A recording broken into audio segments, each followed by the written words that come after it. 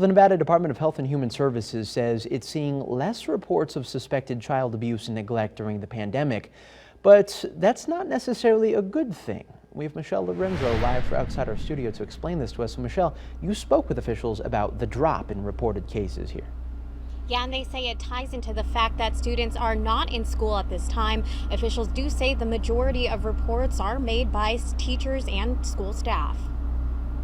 Teachers are mandatory reporters under state law for child abuse and neglect, so they are trained a lot of times in the signs of child abuse or neglect, and they frequently will make reports if they think something doesn't quite seem right or there's unexplained injuries.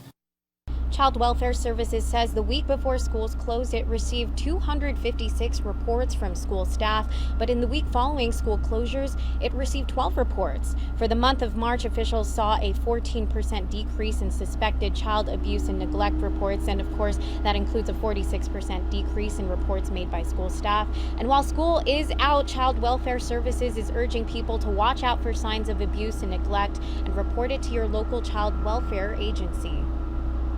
If there's frequent injuries, more than you'd expect for a regular kid, sometimes it's not the actual physical markers that are signs of abuse. If a child is fearful of going home or being home, that can be a red flag. Now, signs of neglect include poor hygiene or clothing consistently torn or damaged, and if a child appears to be thin or malnourished, or if you see a young child left unsupervised or alone. Any of these are signs, and you can call the Washoe County Human Services Agency. That number is 775-785-8600. And if you didn't get to write that down, we do have more information on our website and 2 News app. Covering the story live, Michelle Lorenzo, 2 News.